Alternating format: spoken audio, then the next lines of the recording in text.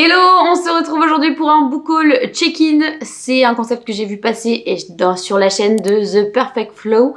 Et vu que j'ai énormément de livres à vous présenter, comme ça va aller un peu plus vite. Et puis c'est participatif, après rien ne vous oblige, voilà.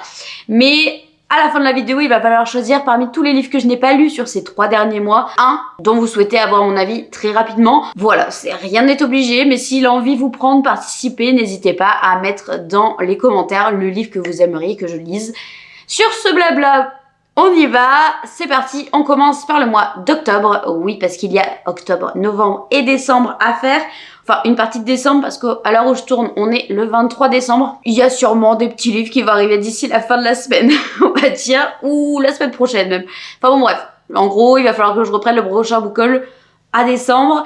Mais au mois d'octobre, il y a eu un craquage phénoménal. Donc c'est parti parce qu'on en a pour un moment. On commence donc par ceux que j'ai déjà lus, comme ça on passe assez vite. J'ai lu Une Braise pour la cendre, dont mon avis arrive donc dans le bilan du mois de lecture de décembre. C'était une très chouette lecture, c'est une grosse pépite, voilà, j'irai pas plus loin. C'est donc Une Braise sous la cendre de Sabataïr, publié chez Big Bang dans ce nouvel objet livre, donc c'est une réédition vraiment magnifique et le tome 2 sort le 2 janvier, donc j'ai très hâte de lire la suite. Ensuite j'ai également lu Assassin to the Villain de Anna Nicole Maurer qui est publié chez Calix, pareil, une très chouette lecture. Je vous en reparle aussi dans mon bilan de décembre. Si vous aimez les univers très rigolos, avec une petite romance à l'intérieur mais très mignonne, franchement foncez, c'est super sympa. J'ai également lu Persona, du livre de poche jeunesse, donc qui a été écrit par Yelena et qui est publié en grand format chez Hachette. C'est donc le premier tome et normalement en tout il y en aura 4. C'est une très chouette histoire aussi. J'ai été plutôt convaincue et le gros point fort c'est que le personnage principal c'est un jeune garçon et franchement j'ai trouvé ça super chouette. Il y a beaucoup d'idées à l'intérieur mais vous pouvez voir mon avis du mois de novembre, je crois que c'était, pour avoir mon avis final. J'ai également lu Les Lumières du Grand Nord de Malin Falch, publié chez Hachette Graphique. Un beau retour en enfance si vous cherchez quelque chose qui est lié à la mythologie nordique. C'est vraiment très beau, les planches je trouve sont très belles.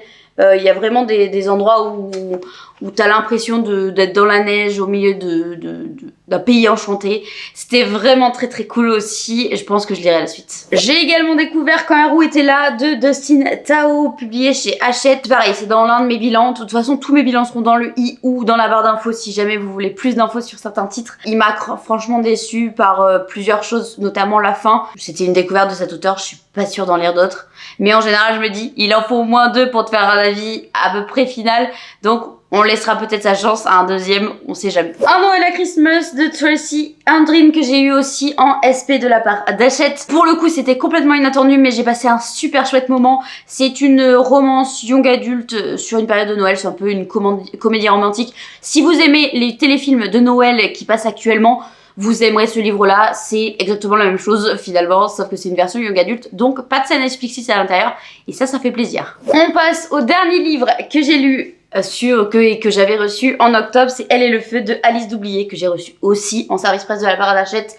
C'était génial, si vous avez aimé Le Prieuré de l'Oranger, vous aimerez cette version young adulte, c'est sûr.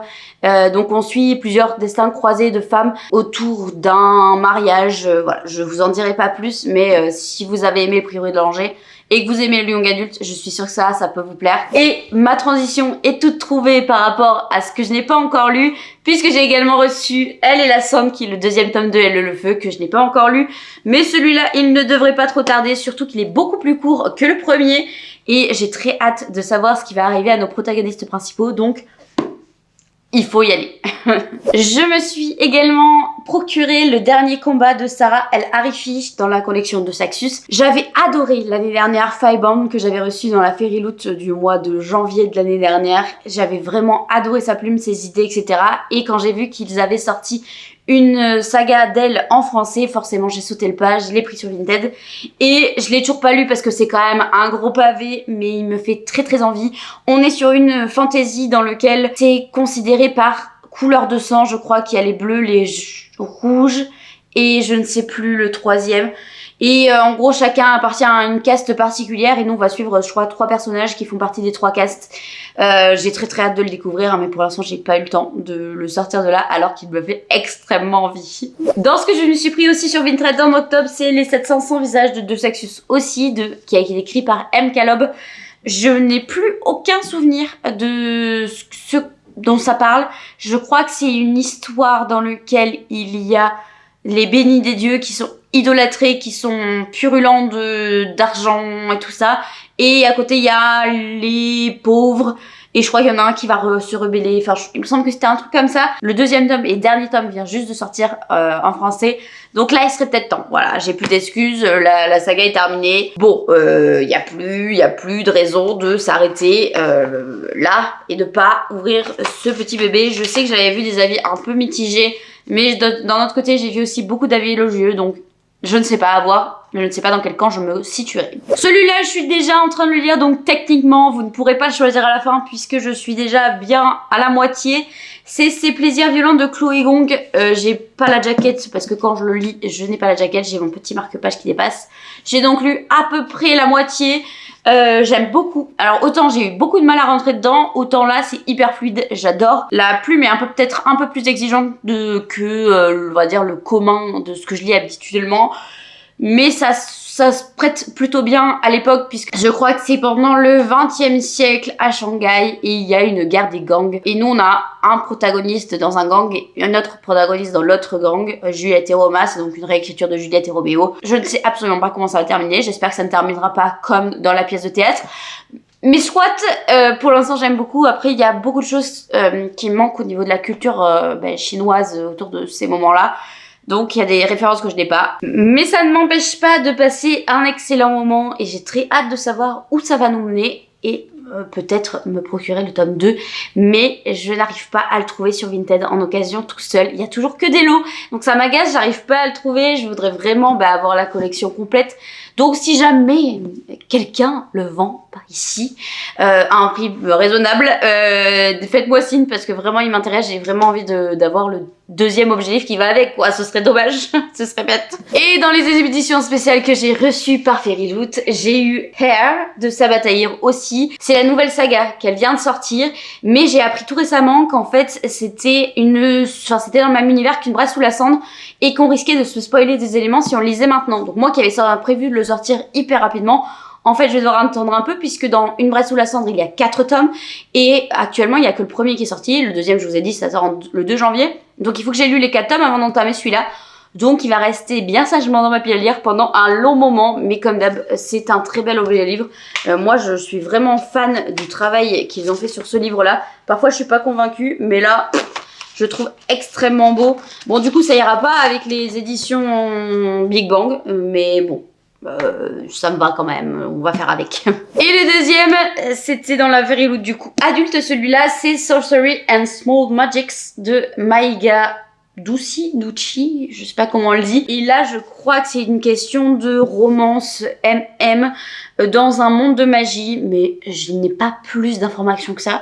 Honnêtement je suis même pas sûre d'avoir lu le résumé une seule fois, mais quand j'avais lu les premiers retours, il y avait des jolis retours, surtout que les handpapers sont vraiment très beaux. Voilà, à voir.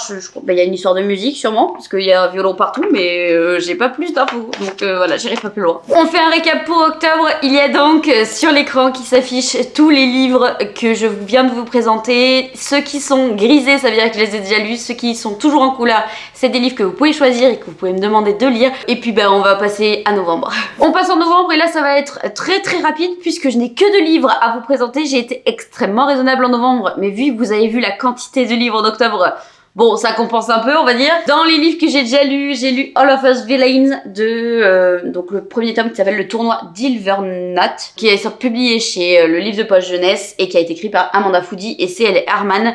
Je l'ai reçu aussi de la part d'Hachette. C'était très chouette, c'était très divertissant. Après j'ai eu aucune attache au personnage. Voilà, donc celui-là, je lirai la suite avec grand plaisir, mais ce n'est pas un coup de cœur non plus. Et le 2e, je ne l'ai absolument pas lu, puisque c'est une édition Fairyloot que j'attendais avec grande impatience, puisque c'est de la cozy fantasy, et j'adore ça, vous savez, j'arrête pas de vous rabâcher les oreilles, j'adore vraiment ça, et je trouve cette couverture, mais tellement mignonne, adorable, ça a envie de te plonger dans le roman. Donc c'est The Teller of Small Fortunes de Julie Leong. Pareil, ils ont fait un travail, voilà, moi j'adore. Je suis une grande fan, il est juste splendide. J'ai très hâte de le découvrir celui-là. Dès que j'ai un peu de temps à me consacrer à l'anglais, je le sors, sachant que c'est un tout petit livre en vrai. Il fait 350 pages, donc celui-là je peux être dévoré assez vite malgré mon niveau d'anglais plus que moyen. Donc on passe en décembre et là tous les livres que je vais vous présenter je ne les ai pas lus, je ne les ai pas encore sortis de ma pile à lire, donc ça fait partie des choix possibles. Tout d'abord il y a ce que j'ai acheté à Montreuil, j'ai été extrêmement raisonnable puisque j'ai acheté que 2 livres, après j'y étais très peu de temps puisque je suis partie le vendredi soir à Paris et je suis rentrée le samedi soir, sachant que bon il y avait un événement avec Naos, je vous en ai pas parlé ici mais c'est vrai que j'ai été invitée par les éditions Naos pour rencontrer les autrices et c'était absolument incroyable. Franchement, j'ai passé l'un des meilleurs moments de ma vie, je pense. C'était tellement privilégié, en fait. C'est vraiment un moment où tu peux parler avec les autrices, tu discutes de tout et de rien, tu te rends compte que c'est des gens extrêmement humains. Enfin, tu sais, c'est dans nos têtes, c'est des gens qu'on connaît pas, mais qui font des trucs cool. C'est un peu, c'est pas des légendes, entre guillemets, mais là, non, c'était juste des humaines et genre, j'avais vraiment tout leur caractère. C'est trop drôle. Et donc, bah, parmi les autrices qu'il y avait là, il y a la nouvelle autrice d'un des SP que j'ai reçu. Je vous le montre après parce que je l'ai reçu tout récemment, je l'ai reçu ce matin pour être tout à fait honnête. Donc je peux pas, voilà, on fait dans l'ordre. Donc dans ce que j'ai acheté au salon, j'ai acheté forcément Peau d'âme, Les Lilas du Roi chez Gulfstream qui a été écrit par Aude Ziegelmeyer. On va dire que c'est comme ça que ça s'écrit. Ça se dit, j'en ai aucune idée. Mais c'est une des avant-premières qu'il y avait sur le stand de Gulfstream qui va sortir en mars. Et c'est visiblement une réécriture de Peau d'âne, mais version un peu féministe très poussée. Et j'ai très hâte de le découvrir. Tous les premiers avis ont été hyper élogieux. Donc j'ai très hâte de le découvrir. Mais pareil, bon, ça fait 1 mois que je l'ai. Même pas, enfin ça fait 3 semaines, donc bon, il a pas été lu. Et j'ai craqué sur Songlight de Moira Buffini après avoir vu de nombreux avis hyper positifs sur cette série, donc qui a été publiée par la Matinière Fiction. C'est une dystopie mélangeant fantasy. Je n'ai pas plus d'informations que ça, je me suis complètement fait influencée par Marine Books, par Rêve ta vie en lecteur, par tellement de personnes que voilà, j'ai pas plus regardé ça. On me dit dystopie, fantasy, la Matinière Fiction, j'ai tendance à faire confiance à ce qui sortent. Donc voilà, c'est plein de critères qui font que je n'ai absolument pas lu le résumé, mais qui me fait extrêmement envie. Et donc je vous parlais de ce que j'ai reçu en service presse grâce à Naos, et surtout parce que j'ai rencontré l'autrice. C'est donc La Voix de l'Orée de Marie Fabre. Le tome 1, c'est Le Maître de l'Anarchie, et donc c'est publié chez Naos. La couverture est absolument incroyable. Il y a des détails de partout et tout. Enfin, franchement, c'est fou. Et ils nous ont raconté comment ils ont pu trouver l'illustratrice. Et j'ai vraiment adoré avoir ce genre d'échange-là. On est donc sur quelque chose qui mélange science-fiction, magie. Ça se déroule au 19e siècle, lors de la révolution industrielle. J'ai pas plus d'infos que ça, j'y vais les yeux fermés avec Naos maintenant. Et franchement, quand l'autrice en parlait, elle était tellement passionnée que ça m'a donné extrêmement envie de le lire. Donc là, c'est sûr, c'est l'une de mes premières lectures de 2025, je veux tellement le lire. Et enfin, le tout dernier, c'est Le Lion de Chrysos de Sina Landschild. J'en ai absolument aucune idée de si ça s'écrit comme ça. C'est donc dans la collection Électrogène de Gulfstream. C'est la première romantécie de cette maison d'édition. Je voulais savoir ce que ça allait donner. Donc j'ai eu la chance de recevoir en service presse. J'ai également reçu du coup tout un tas de choses qui font que j'ai la carte, j'ai la présentation. Ça sort donc le 23 janvier. Et j'ai même un marque-page, enfin voilà, j'ai été hyper gâtée. J'ai très hâte de le découvrir, c'est donc une romantésie médiévale, d'après ce que j'ai compris, entre 2 hommes.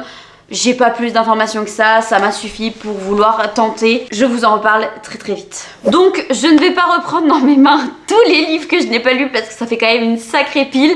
Je vous affiche à l'écran tous les livres que je n'ai pas encore lus. Et si jamais il y en a un dont vous voulez mon avis, absolument, n'hésitez surtout pas à me mettre dans les commentaires. Je m'exécuterai, je le ferai comme ça dans la prochaine vidéo Book Haul Check-in. Je vous présenterai sûrement celui qui a eu le plus de votes si jamais vous avez envie de participer. Bref, c'était donc tous les livres que j'ai reçus depuis 3 mois et ça fait un petit peu beaucoup de livres quand même. Mais je suis assez contente parce que j'ai à peu près lu la moitié de ce que j'ai reçu, donc on va dire que ça passe. J'essaie de me convaincre comme je peux. Le seul qui est exclu de cette liste-là, c'est Hair de Sabataïr, puisqu'il faut que j'ai lu les 4 tomes avant de me lancer dans celui-là. Donc celui-là, on le met de côté, on verra plus tard. Et j'espère que cette vidéo vous aura plu. N'hésitez surtout pas à me faire un retour ou à me dire qu'est-ce que vous avez acheté récemment. Si vous n'avez pas quoi me dire, vous pouvez mettre une pile de livres dans les commentaires. Et je vous souhaite une excellente semaine. Prenez soin de vous et surtout passez des joyeuses, très très joyeuses fêtes.